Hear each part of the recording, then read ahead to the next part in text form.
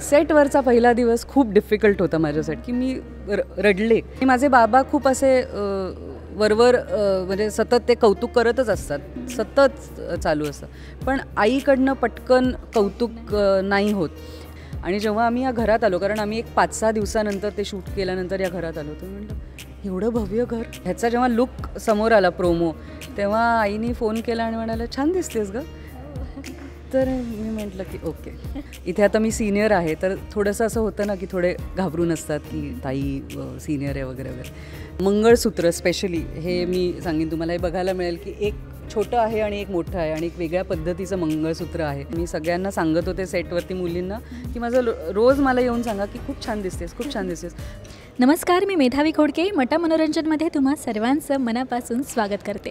तुला जपणार आहे ही नवी मालिका लवकरच प्रेक्षकांच्या भेटीला येते आणि याच निमित्ताने माझ्यासोबत आहे शर्वरी ताई. गोड दिसतेस, मला प्रचंड साडी आवडली तुझी. Thank you so much. मलाही. सगळ्यात आधी मला तुझ्या लुकवर यायचं आहे. ज्वेलरी, साडी, सगळं डिझाईन कोण करतं आहे? ज्वेलरीची काही खासियत आहे का? त्याबद्दल काय सांगशील? खूप मेहनत घेऊन डिझाईन केलेलं आहे हे सगळं.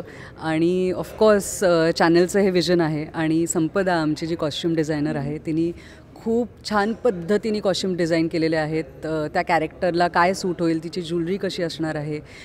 मंगळसूत्र स्पेशली हे मी सांगेन तुम्हाला, हे बघायला मिळेल की एक छोटं आहे आणि एक मोठं आहे आणि एक वेगळ्या पद्धतीचं मंगळसूत्र आहे. तर मला तर असं वाटतं की हे ट्रेंड पण होईल अशा पद्धतीने तिने ते डिझाईन केलेलं आहे. तर आय एम व्हेरी हॅपी. खूपच सुंदर लुक डिझाईन केला आहे. यानंतर आपण येऊया तुझ्या भूमिकेबद्दल काय सांगशील? सो माझ्या कॅरेक्टरचं नाव मंजिरी रामपुरे आहे. तर रामपुरे कुटुंबाची ही गोष्ट आहे. आणि आमची हिरोईन अंबिका रामपुरे, तिची मी सासू आहे.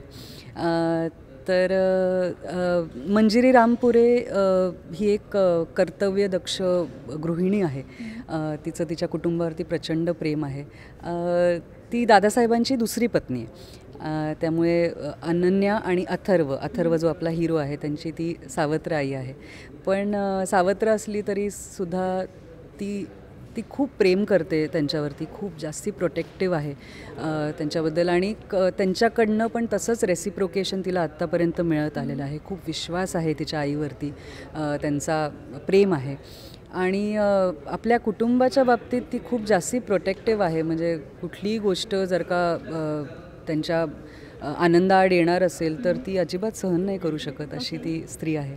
तुझ्या कास्टिंगचा किस्सा नेमका काय आहे? म्हणजे पहिले कोणी कॉल केलं, काय नेमकं एकंदरीत काय सांगू शकतो? सो मला मनीष दळवी यांचा कॉल आला होता. आणि त्यांचं पहिलं वाक्य असं होतं की मला माहिती आहे की तुला आईचा रोल नाही करायचा आहे. कारण मी याआधी मला बरेच आत्ता आईचे रोल येत होते, म्हणजे हिरो किंवा हिरोईनच्या आईचे. आणि मी थोडीशी त्या ट्रान्झिशनमध्ये होते की करायचं आहे का नाही करायचं आहे. सो मी असं ठरवलं होतं की जोपर्यंत मी कम्प्लिटली कन्व्हिन्स नाही होत तोपर्यंत मी नाही करणार. तर त्या ट्रान्झिशनमध्ये होते आणि मला वाटतं त्याचं फक्त असं शेपूट राहिलं होतं कुठेतरी. आणि मनीषचा मला परत फोन आला की मला माहिती नाही करायचं आहे, पण एकदा कॅरेक्टर ऐकून घेतेस का, एकदा जरा प्लॉट ऐकून घे. तर त्यांनी मला जेव्हा ऐकवली स्टोरी तर मला ते खूपच इंटरेस्टिंग वाटली. तर मी म्हणाले की ठीक आहे, मी एक काम करते, मी ऑडिशनला येते, मग पुढचं पुढे बघू. जर का ते लिहिलेलं असेल नशिबात तर ते होईल. म्हणजे ती आईस ब्रेकिंग सिच्युएशन माझ्यासाठी पण होणं खूप गरजेचं होतं. तर मी ऑडिशन दिली आणि माहीत नाही, ते महिना गेला, 1.5 महिना गेला आणि नंतर मलाच थोडंसं असं वाटायला लागलं की होणार आहे का नाही होणार आहे. आणि जास्ती कल माझा व्हायला पाहिजे ह्याच्याकडे होता. तर मी म्हटलं की म्हणजे आपल्याला वाटतं आहे हे कॅरेक्टर करावं असं.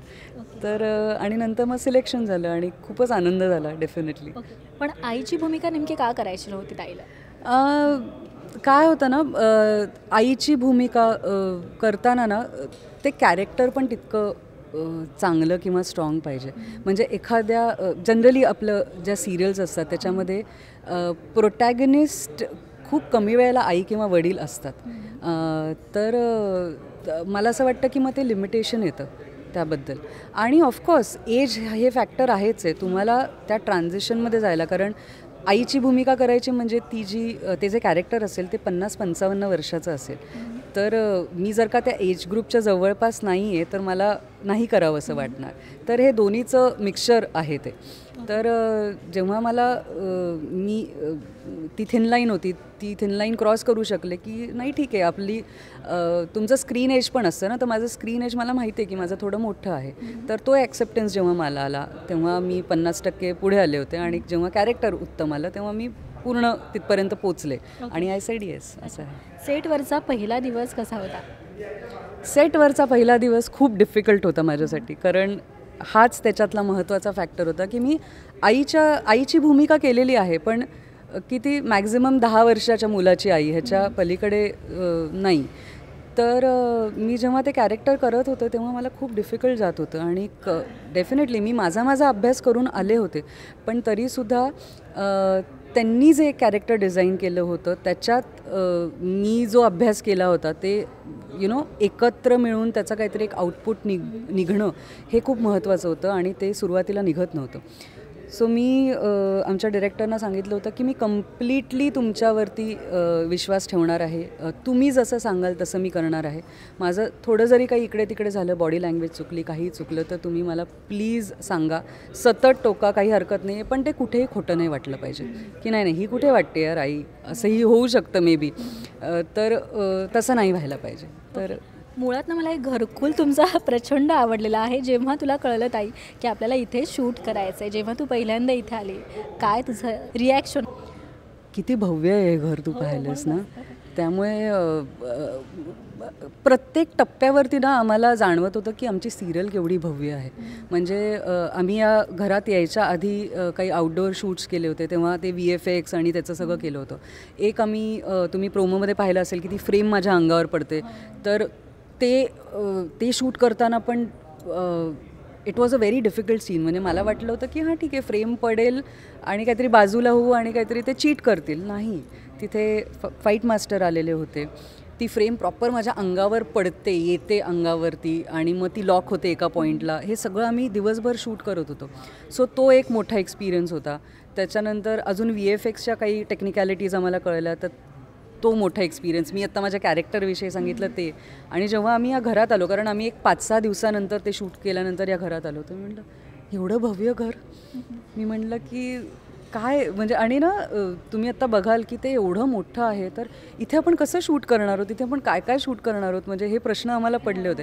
कारण ह्याच्या आधी मी एवढ्या मोठ्या घरात, एवढ्या मोठ्या सेटअपमध्ये कधी शूट नाही केलं आहे. तर जेव्हा तो पण एक एक्सपिरियन्स यायला लागला ना आणि त्याचा लुक जो स्क्रीनवरती दिसायला लागला ना, इट वॉज व्हेरी मेस्मरायझिंग. खूपच छान वाटलं. येस. सो आता तू VFXचं नाव घेतलं आहे, तर VFXचं जे काम पाहिल्यानंतर, म्हणजे आता मगाशी पण मी पाहिलं मायाचं जे VFX लावलं होतं, एकदम अंगावर आल्यासारखं आणि रिअल वाटत होतं ते खरंच. तर तुला ते पाहिल्या नेमकं काय वाटलं किंवा काय सांगशील VFXबद्दल?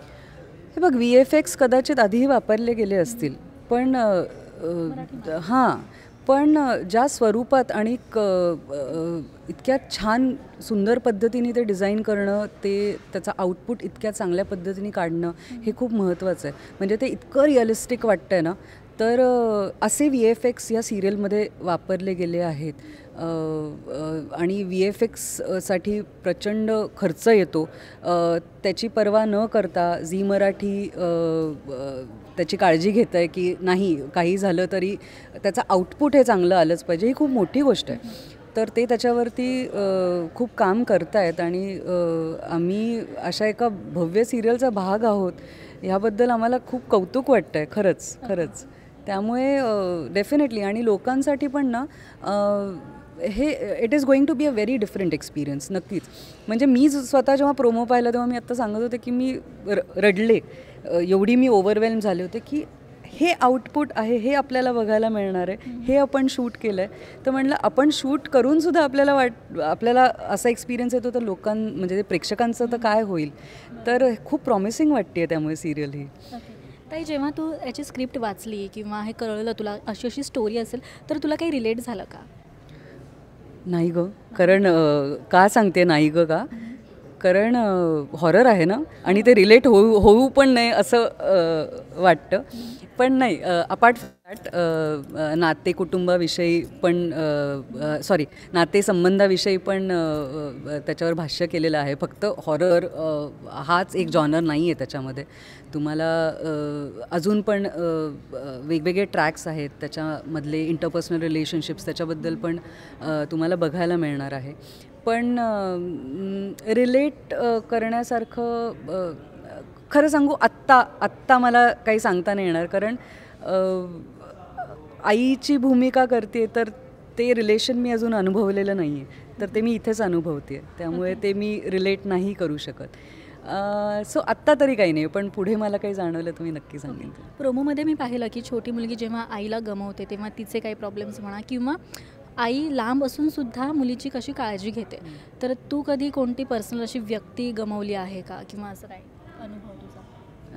नाही, देवाच्या कृपेने तसं काही अजून झालेलं नाही आहे आणि होऊ पण नाही कोणाच्याच आयुष्यात. तर तसा काही एक्सपिरियन्स नाही आला मला. व्यक्ती सोडून काही कोणती गोष्ट गमावली आहे? नाही काहीच नाही. सिरियलमध्येच गमावलेली आहे मी माझी सून. तेवढंच. ओके, जेव्हा लांब असतो तेव्हा अर्थात आपण आईला मिस करतो, आई काळजी घेते. तर जसं या मालिकेत दाखवलं तसं इथे असताना किती वेळा फोन येतो आईचा किंवा काय सांगशील? आईशी रोज फोन होतो माझा. आधीसारखं खूप जाणं नाही होत पुण्याला, कारण माझे आईवडील असतात, त्यामुळे आधीसारखं फार भेट नाही होत. 1-2 महिन्यातनं एकदा जसा वेळ मिळाला. आणि आता तर सिरियल सुरू झाली आहे त्यामुळे नाही, पण फोन रोज असतो. म्हणजे आज सेटवरती काय घडलं, मी आज डब्यात काय नेलं आहे, मग सकाळी सेटला पोचेपर्यंत, कारण मी गोरेगावला राहते त्यामुळे तिथून इथे येईपर्यंत एक तासभर असतो माझ्याकडे, तर आम्ही फोनवरती बोलतो. त्यामुळे ते कनेक्शन, तर ती नाळ जोडलेली असतेच ना आईसोबत. त्यामुळे सो आईला तुझ्यामधली कोणती अशी चांगली गोष्ट आवडते आणि कोणती वाईट गोष्ट जी आवडत नाही? बऱ्याच असतील ना अशा. नाही, तुला सांगू का, माझी आई ना खूप अप्रतिम क्रिटिक आहे आणि मी पण तशीच आहे. तिला पटकन एखादी गोष्ट आवडत नाही. म्हणजे आणि माझे बाबा खूप असे वरवर म्हणजे सतत ते कौतुक करतच असतात, सतत चालू असतं. पण आईकडनं पटकन कौतुक नाही होत आणि मला त्याचं वाईट पण वाटत नाही, कारण मी पण तशीच आहे. त्यामुळे जोपर्यंत ना ते एखादी गोष्ट म्हणजे तिची एक लेवल ठरलेली असेल ना, की हां इथे तू पोचलीच लेवल 6पर्यंत, की मगच मी तुला छान म्हणणार, तर तसं माझंही आहे. त्यामुळे मला त्याचं काही वाईट नाही वाटत. तर ह्याचा जेव्हा लुक समोर आला प्रोमो, तेव्हा आईनी फोन केला आणि म्हणाले छान दिसतेस गं. तर मी म्हटलं की ओके, आत्ता मला कळलेलं आहे. कारण मी खूप जास्ती स्केप्टिकल होते माझ्या लुकबद्दल. मी सगळ्यांना सांगत होते सेटवरती मुलींना की माझं रोज मला येऊन सांगा की खूप छान दिसतेस, खूप छान दिसतेस. कारण मला हा लुक कॅरीच करता येत नव्हता समहाव. खूप वेगळ्या पद्धतीची हेअरस्टाईल आहे, मी आधी असं कधी हेअरस्टाईल केलेली नाही आहे. त्यामुळे मी सगळ्यांना सांगून ठेवलेलं होतं. पण फायनली जेव्हा आईकडनं आलं तेव्हा लॉक किया जाय असं झालं. कमाल. झी मराठीच्या अनेक मालिका या नातेसंबंधाला जोडणाऱ्या आहेत, तर तुझ्यासाठी नातं हे कसं असावं? नातं ना हे नेहमी प्युअर असावं. त्याच्यात कुठलाही म्हणजे खोटेपणा नसावा. आणि मी पण माझे खूप कमी मित्रमैत्रिणी असतील, पण आत्ता पण म्हणजे ह्या सिरियलचाच अनुभव सांगायचा तर इथे आता मी सिनियर आहे, तर थोडंसं असं होतं ना की थोडे घाबरून असतात की ताई सिनियर आहे वगैरे वगैरे. तर माझ्याकडनं माझा नेहमी प्रयत्न असतो की माझा प्युअरेस्ट फॉर्म त्यांना बघायला मिळेल. म्हणजे कुठल्याही पद्धतीची सिनियॉरिटी गाजवणं किंवा काही टँट्रम्स दाखवणं हे तर मला मुळात येत नाही. पण तुम्ही जेव्हा तुमच्या प्युरेस्ट फॉर्ममध्ये असताना तेव्हाच समोरची व्यक्ती पण तिचा प्युरेस्ट फॉर्म तुमच्याबरोबर शेअर करू शकते आणि मगच ते काहीतरी जुळून येतं. तर आणि ते लाँग लास्टिंग असतं. तर तसंच आहे माझ्यासाठी पण ते. वा वा, क्या बात आहे. सो शेवटी प्रेक्षकांना काय सांगशील? सो प्रेक्षकांना मी हेच सांगेन की अशा पद्धतीची सिरियल मला माहिती आहे की तुम्ही आधी पाहिलेली नसणार आहे, मला खात्री आहे. खूप वेगळ्या चं एक प्रोजेक्ट आम्ही तुमच्यासाठी घेऊन येतो आहे. वेगळ्या पद्धतीचं जॉनर आहे आणि मला असं वाटतं की सध्या थ्रिलर हॉरर हे लोकांना आवडतं आहे बघायला. म्हणजे नाटकात पण इंट्रोड्यूस झालेलं आहे, OTTवरती तर आपण बघतोच आहोत आणि आता TV शोमध्ये आणि झी मराठी स्पेशली त्याच्यासाठी खूप फेमस आहे. तर त्यांची अजून एक अशीच एक हॉरर आणि थ्रिलर सिरियल आम्ही तुमच्यासाठी घेऊन येत आहोत. तुला जपणारं आहे 17 फेब्रुवारीपासून सोमवार ते शनिवार रात्री 10:30 वाजता फक्त आपल्या झी मराठीवरती. पाहायला विसरू नका आणि तुमचे रिव्ह्यूज पण आम्हाला नक्की सांगा. तर नक्कीच पहा ही सिरियल आणि थँक्यू सो मच. खूप मजा आली. थँक्यू.